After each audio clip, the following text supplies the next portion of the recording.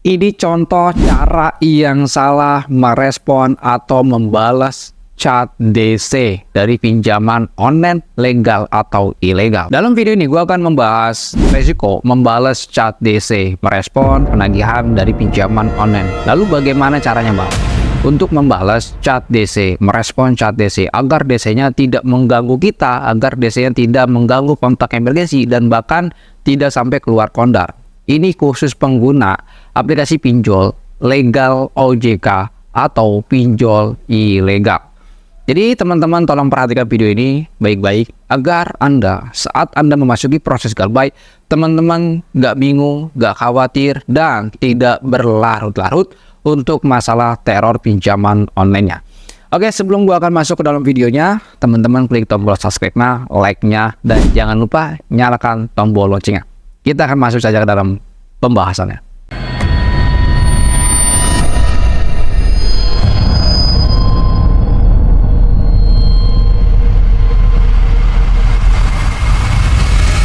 Assalamualaikum warahmatullahi wabarakatuh. Kita berjumpa kembali lagi di channel YouTube Tools Pinjol. Pada video kali ini gue akan membahas seputar risiko membalas atau merespon chat DC.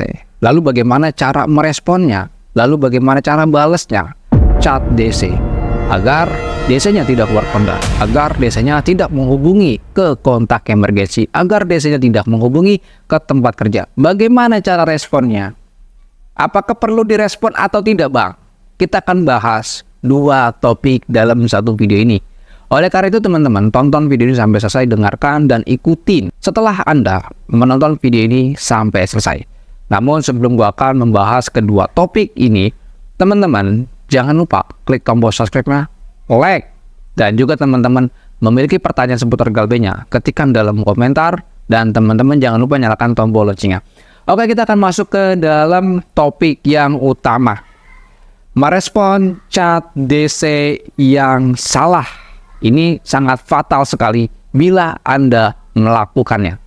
Nah, contoh salahnya tuh seperti ini. Ini contoh yang salah. Ya, jadi kalau DC ini mengirim sebuah pesan chat melalui SMS atau WA dengan kalimat seperti ini, dia meminta tagihan, lalu Anda membalasnya dengan cara, gimana ya Pak untuk dicicil? Dan bayar fullnya saya belum ada uangnya. Itu poin yang pertamanya. Atau teman-teman juga bisa balas, saya belum ada uang Pak untuk hari ini, nanti deh di akhir bulan setelah saya gajian. Itu cara yang salah sekali. Cara salah sekali. Kenapa? Kenapa itu bisa dikatakan cara yang salah? Karena DC ketika mengetahui celah-celah Anda takut tuh di mana. Misalkan teman-teman ya takut nih, ya dilihat dari kalimat Anda, dalam lontaran-lontaran kalimat Anda, maka itu bisa dimanfaatkan oleh pihak DC dari pinjaman online. Dimanfaatkan dalam segi apa bang? Anda diteror habis-habisan setiap hari, setiap waktu, dan dia bakalan mengintimidasi kontak emergensi. Kalau teman-teman cara balas chat DC itu dengan cara yang salah. Namun di poin keduanya, gue tidak menyarankan, tidak merekomendasikan untuk teman-teman membalas atau merespon chat DC melalui WA ataupun SMS. Baik itu melalui chat ataupun telepon, jangan direspon, cuekkan saja, diamkan saja, dan arsipkan. Itu sangat penting sekali. Orang yang sulit itu dalam dunia pinjol adalah konsisten. Yang dimaksud dengan konsisten adalah teman-teman konsisten untuk tidak membuka chat DC-nya. Konsisten ketika dia chat, Anda arsipkan. Anda konsisten untuk tidak mengangkat teleponnya. Kenapa semua itu dijalankan? Kenapa harus konsisten? Karena DC dari pinjaman online tidak butuh dengan alasan-alasan kalian. Dia yang dibutuhkan dari Anda adalah pembayaran. Dia nggak butuh alasan kalian. Mau sebanyak apapun alasan kalian, mereka tidak akan terima. Yang dia terima adalah uang pembayarannya. Jadi lu bakalan membuang waktu kalau lu sampai membalas chat DC, sampai merespon chat DC. Tapi bagaimana bang kalau gua mau balas? Boleh-boleh saja, asal lu tahu caranya. Caranya bagaimana bang? Gampang sekali. Ketika dia melakukan proses penagihan, lu jawab dengan cara-cara yang nyeleneh. Jawab dengan cara yang nggak nyambung. Ya, itu gue rekomendasikan. Jangan dibawa serius.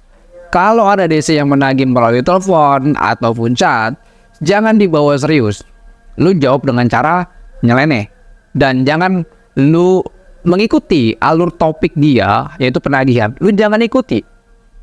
Lu bisa membuat topik-topiknya lagi, yaitu mungkin ngobrol di luar penagihan pinjol. Ngobrol biasa aja, jadi lu alihkan untuk penagihannya. Ya, jadi ketika dia ngomong nih masalah penagihan, lu jawab di luar penagihan. Itu gue rekomendasikan.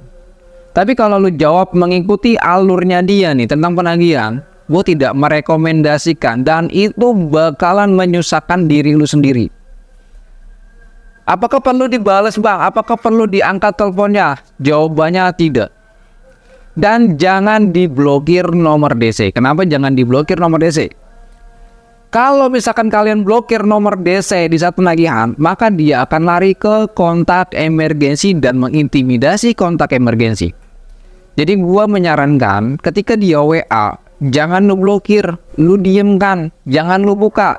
Cukup lu arsipkan aja bro. Cukup lu arsipkan aja. Kalau lu konsisten dengan cara-cara itu, insya Allah paling lama 3 bulan untuk terornya. Tapi kalau lu konsisten untuk merespon, menjawab, ya udah, menjadikan prioritas. Karena DC itu akan melihat mana yang benar-benar memperhatikan tagihannya, mana yang masa bodoh dengan tagihannya. Artinya, oh ini yang niat galbay, oh ini yang mau niat bayar. Jadi makanya teman-teman, jangan terlalu rajin untuk membalas chat DC. Lebih baik cuekan saja. Jangan dibalas, jangan dibuka, jangan dibaca. Kenapa kalau kalian baca nanti kena mental kalian? Kenapa kena mental? Karena semua chat DC ini sifatnya bohong-bohongan dan nakut-nakutin kalian. Apalagi kalau kalian tidak dibekali dengan dasar pengetahuan pinjaman online dalam penagihan. Hamsyong lah kalian. Nah kebanyakan ibu-ibu, emak-emak, mereka nggak ngerti. Lalu mendapatkan sebuah chat yang sifatnya menakutkan, apalagi sampai membawa hukum nih chat-chatnya DC. Tentu teman-teman bakalan takut sekali. Apalagi DC-DC dari pinjaman online sekarang sudah mulai kreatif untuk melakukan penagihan. Dengan cara apa bang? Dia ngeprint surat jalan, bikin sendiri tuh DC. Kreatifnya gitu. Dia bikin sendiri surat jalannya, surat kunjungannya, di print yang berwarna. Lalu DC itu akan foto. Ini surat jalan saya bu. Tentu teman-teman bakalan kena mental. Sebenarnya yang diperbuat sama DC itu hanya gertakan dan bohongan saja. Kenapa itu bisa dikatakan bohongan dan gertakan saja? Bahwa yang perlu Anda ketahui, DC dari pinjaman online legal, kalau dia datang satu, ciri-cirinya nggak akan pernah WA Anda, tidak akan beritahu Anda bahwa dia akan datang. Yang kedua adalah dia tidak membawa surat jalan fisik. Surat jalannya DC itu melalui base sistem handphone, dan di mana itu sudah disiapkan handphonenya oleh perusahaannya. Dan di mana di sini sudah ada sistemnya, sistem penagihan dari surat jalan, dari data-data Anda sudah ada di handphone. Tidak menggunakan surat fisik. Tidak bro, sekarang nggak kayak gitu. Ya. Yang kedua, DC itu pasti senyap. Dan dia akan nge-WA Anda bila DC-nya sudah tiba di rumah Anda. Jadi sangat simpel sekali kok.